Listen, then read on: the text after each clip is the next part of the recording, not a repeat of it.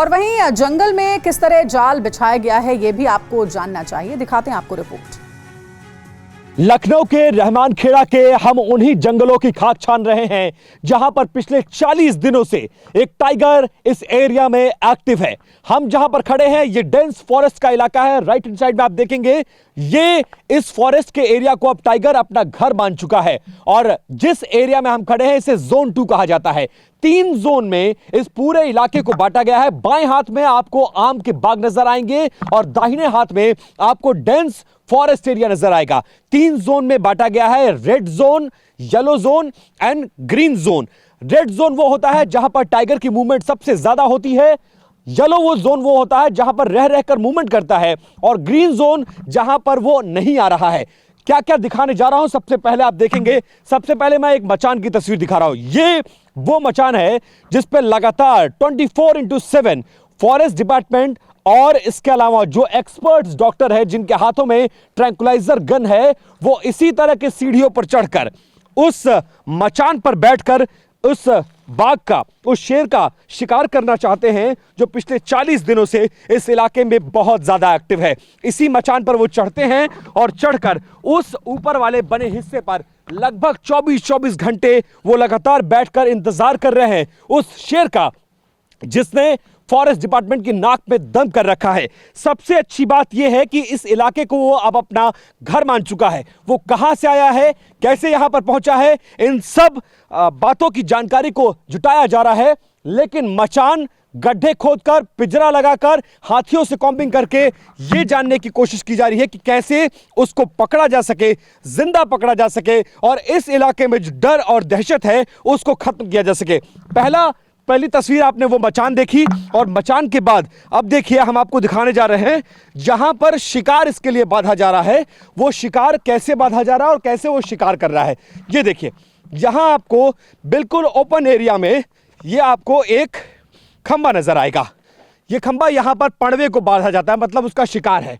यहां पर जो पड़वा बांधा गया था यहां पर आप देख सकते हैं उसका गोबर है यहां पर, और इसी जगह पर इस तरह के खुले इलाके में जब वो अपने शिकार को देखता है तो सामने के जंगल, ये जो दाहिनी तरफ जंगल है, ऐसे जंगलों से निकल कर आता है। और स्ट्रेटेजी ये है कि जब वो इस तरह के जंगलों से निकल कर आएगा और यहां पर बंधे अपने शिकार को मारने की कोशिश करेगा तो सामने जो आपको मचान नजर आ रहा है वहां बैठे डॉक्टर्स उसको निशाना बनाएंगे और 2 मिनट में उसको बेहोश कर देंगे और उसके बाद उसको पकड़ा जा सकेगा। यह जोन 2 का इलाका है। इस इलाके में कई बार वो आ चुका है, कई बार वो शिकार कर चुका है, कई बार कैमरों में देखा जा चुका है और कई बार पकड़ से बाहर भी जा चुका है।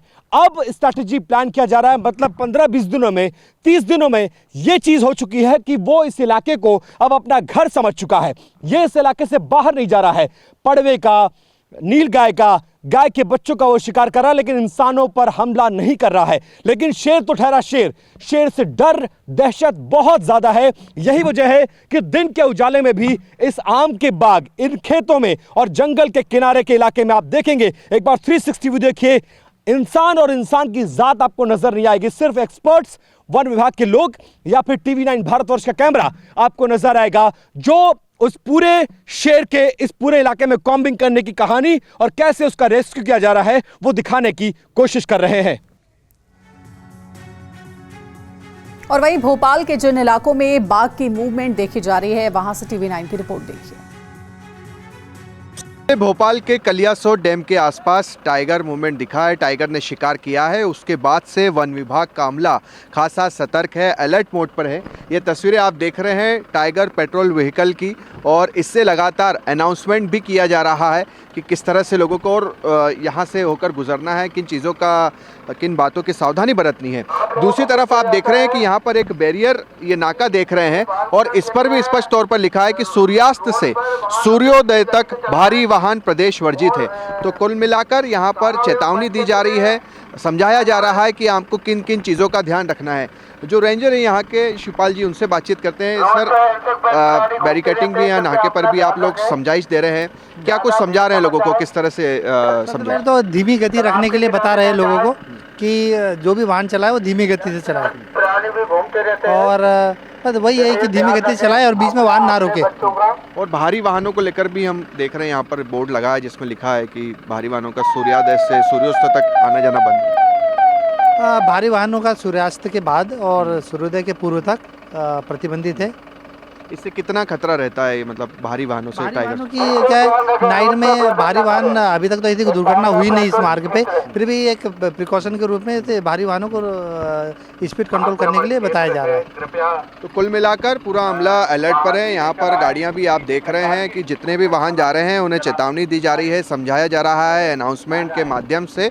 कुल मिलाकर अभी टाइगर जो है, जितने भी 4 टाइगर्स यहाँ पर थे उन्हें वन विभाग वन की ओर भेज दिया गया है, मगर फिर भी कोई अप्रिय घटना ना हो इसे लेकर वन विभाग अलर्ट पर है।